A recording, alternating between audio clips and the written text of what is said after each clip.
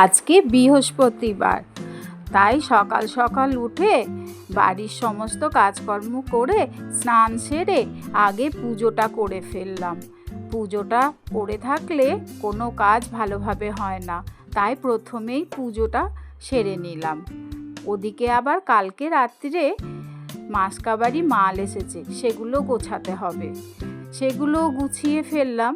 আবার বরের অর্ডার হলো আজকে চিড়ে মুড়ি বা রুটি কিচ্ছু খাবে না, সে কি খাবে না চাউমিন খাবে। ফ্রিজে ছিল একটু চিকেন, ওটা বের করে নিলাম। ওটা বের করে একদম কিমার মতন করে কেটে নিয়ে ওটাকে একটু সয়া সস, গোলমরিচ, নুন, কর্নফ্লাওয়ার দিয়ে ম্যারিনেট করে নিলাম। তারপরে ওইদিকে আমি চাউটা সিদ্ধ হতে দিলাম। চাউটার মধ্যে একটু নুন আর একটু সাদা তেল দিয়ে দিলাম, কারণ তেল দিলে চাউটা গায়ে গায়ে লেগে যায় না, সেই জন্য। এদিকে আমি কড়াইয়ে তেল দিয়ে ম্যারিনেট করা চিকেনটা ভেজে নেব। ওটা লাল লাল করে ভাজা হয়ে গেলে, দেখুন লাল লাল করে ভাজা হয়ে আসবে, তারপরে ওটাকে তুলবেন, নাহলে একটু কাঁচা ভাব থেকে যায়। বেশিক্ষণ তো রাখিনি, মিনিট 5 ছিল। তারপরে ওটা তুলে ফেলে ওর মধ্যে আর ওই তেলের মধ্যে আরও 2টো ডিম দিয়ে দিলাম। ডিমের মধ্যে 1 চিমটে নুন আর একটু গোলমরিচও দিয়ে দিলাম। তারপরে ডিমটা ভালো করে ভাজা ভাজা করে ডিমটা তুলে নিলাম। করতে কষ্ট হচ্ছে, কিন্তু কি আর করা যাবে, বরের অর্ডার, করে ফেলতেই হবে। তারপরে আবার কড়াইয়ে তেল দিলাম।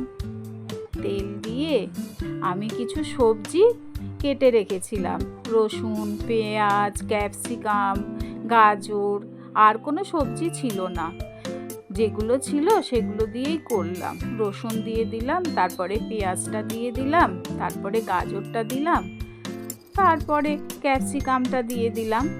তার মধ্যে স্বাদ মতন নুন দিয়ে আর এক চামচ মতন সয়া সস দিয়ে ওটাকে ঢেকে সিদ্ধ হতে দিলাম। সিদ্ধ হয়ে গেছে দেখুন। তারপরে আমি চাউগুলো ওটার সাথে মিশিয়ে নিলাম। চাউগুলো দিয়ে তারপর চিকেন, ডিম যেগুলো রেডি করে রেখেছিলাম সব দিয়ে দিলাম। আর আমার কাছে একটা ম্যাগির মশলা ছিল, চাউয়ের মধ্যে ম্যাগির মশলা দিলে খুব ভালো টেস্ট হয়। আমার সসটাও শেষ হয়ে এসেছিল, তাই বোতলের মধ্যে একটুখানি জল ঢেলে ওটা দিয়ে দিয়েছি। নষ্ট করব কেন বলুন তো, সেই জন্য ওটা করলাম। আপনারা কিছু ভাববেন না কিন্তু। বাস আমার চাউ তো রেডি। এবার আর কি, এবার বরমশাইকে দিয়ে দেব। ওপর দিয়ে একটু ধনেপাতা দিলাম। ধনেপাতাগুলো এখন খুব একটা ভালো না। রেডি হয়ে গেল, দিয়ে দিয়েছি বরমশাইকে।